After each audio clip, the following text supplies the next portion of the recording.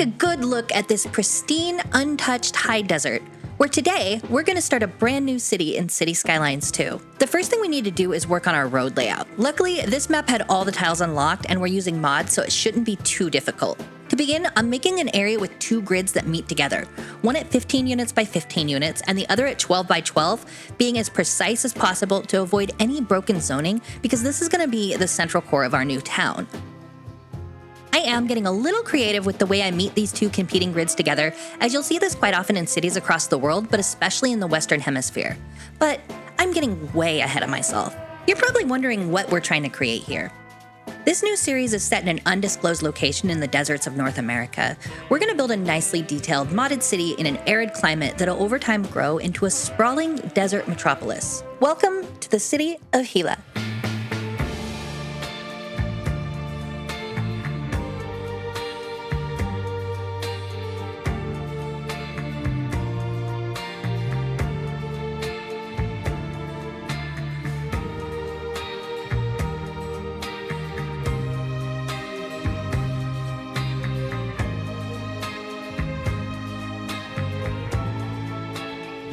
So the map I'm using is a custom height map based on Alququerque. And the name was actually the first name that the city was given by the game, but the Gila National Forest exists in New Mexico, so it's appropriate for a desert-themed build. I also like that one of its Spanish translations is stupid person, because that's how I felt getting back into cities too, especially when trying to get my mods to work without crashing. Much of what I want to do in this episode is get the bones of the city set up, so to speak. We're talking road layouts, water, power, etc. But I'm playing in sandbox mode, so we don't have to worry too much about money, and I've modded it into a pretty basic simulation with the infinite demand mod and a few others, as I want to focus on trying to use what we do have in the game to make something a little different than what we've seen Cities 2 do so far, while still staying mostly truthful to the base game's aesthetic.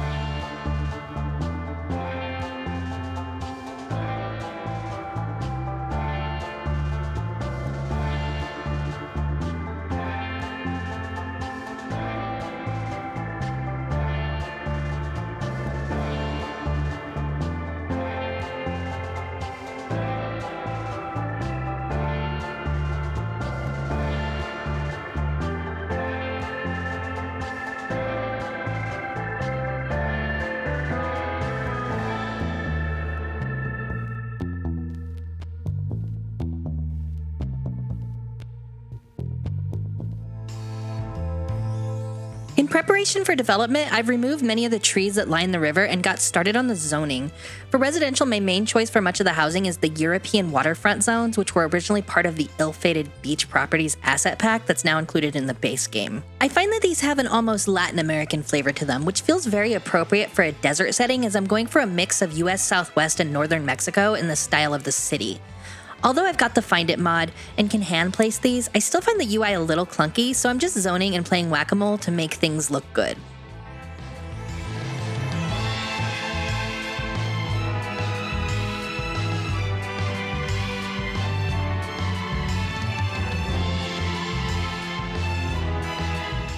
I've found that if I want buildings to spawn in all facing the same side of the street, I often have to delete the side road and rezone, wait for the desired building to grow, and redo the road after the fact. It's tedious, and I've tried the zoning toolset mod to fix it, but this seems to be the only way that works with these zoning types for some reason or another.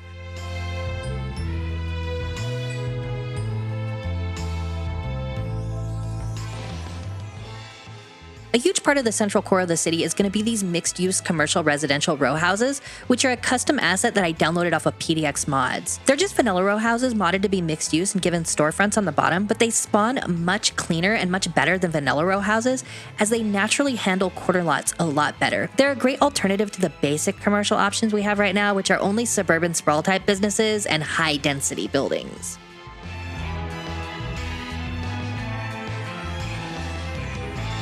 This decision may be controversial, but it's my city, and I'm focusing more on aesthetics than gameplay. I'm working on the downtown area first with a few high-rise buildings, mostly offices. I'm not going for a massive downtown, but I'm definitely taking inspiration from Albuquerque here, and also places like Tijuana, El Paso, and Juarez. It's hard to really nail down this vibe without custom assets, but the mix of mid-rise with a few high-rises and those European-style assets close by is about as close to this part of the world as you can get with Cities 2 right now.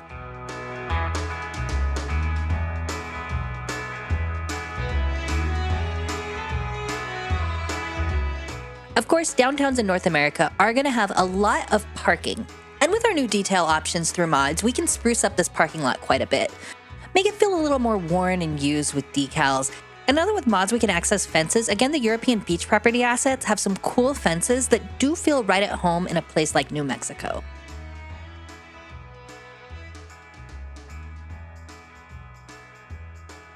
And of course, palm trees. They're not so common in New Mexico, but you do see them in other parts of the US Southwest like Texas or Southern California or Arizona, as well as a lot of northern Mexico. And they feel a lot more natural to the environment than most of the trees in game. I had placed a sewage outlet in one of these ponds next to the river, and it started to overflow, so I needed to do something about it. I felt like it would be a great opportunity to expand and deepen this and create a nice pool of water.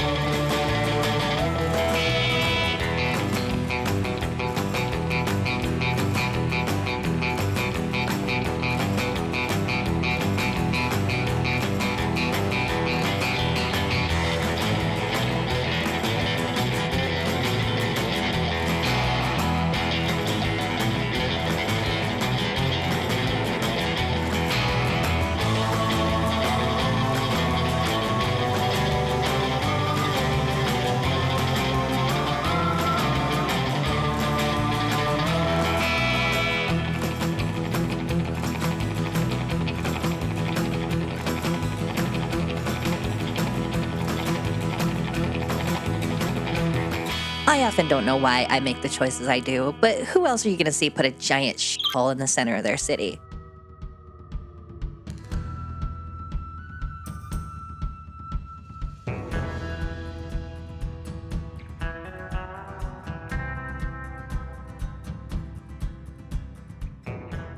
Next, I detailed the area around the elementary school using upgrades and parks and paths. But I also played around with the extra landscaping tools mods, surface tools, and made the area a bit more customized. I'm really liking these new mods, and they're a small addition to the game, but they make a huge difference in the enjoyability and playability, in my opinion.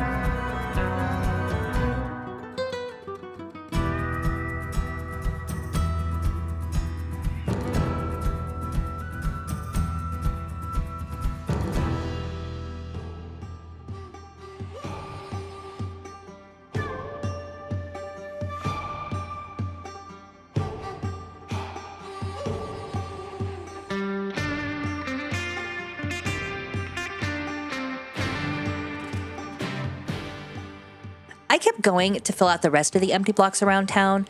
This area here is mainly just a mix of varying sizes and heights of zone buildings, nothing fancy, but the spaces in between have opened up some unique detailing opportunities.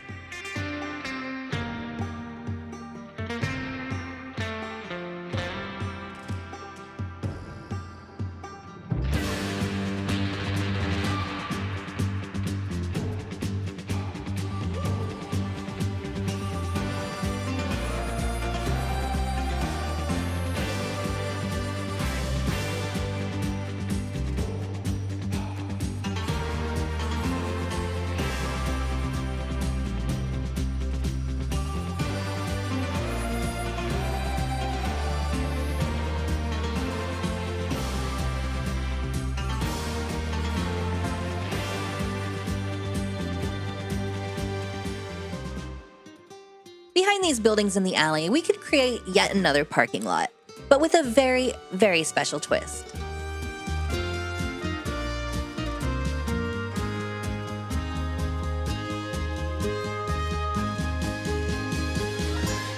It was at this point that the autumn trees were really ruining my immersion. This map is based on New Mexico, not New England. So I put the game on full speed, grabbed my kitty, and took a little nap to wait for springtime to arrive.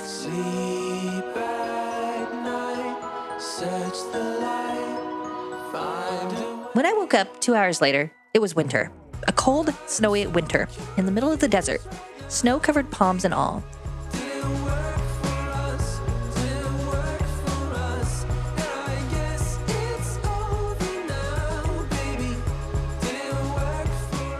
So I gave it a few more minutes and finally the snow melted. I'm gonna have to figure out some way in dev mode or something to turn off the seasons, but that's something I'll handle offline. For whatever reason, the trees were still autumn colored after the snow melted and I was growing impatient. So I just kept building up the city. I'm pretty sure that the tree color is somehow linked to the temperature rather than just season, but I don't know for sure how the mechanic works. It didn't work for us. Something wasn't right, I know. Much of the work in this part of the city was just filling out the empty blocks with zoning and doing some minor detailing here and there, mainly with trees and adding little surfaces and parking lots and stuff like that. Take your time, find a way. Sleep at night, search the light, find a way. I'm so confused right now, baby. Didn't work for us, didn't work for us. And I guess it's over now, baby. Didn't work for us, didn't work for us.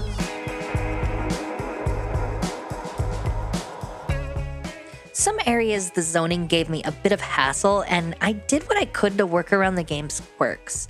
I do hope that they fix this in upcoming patches, and from what I've heard, the devs do seem to be quite interested in making Cities 2 a better experience, so hopefully this is on their list. I'm so confused right now, baby. Didn't work for us, didn't work for us. And I guess it's over now, baby. Didn't work for us, didn't work for us.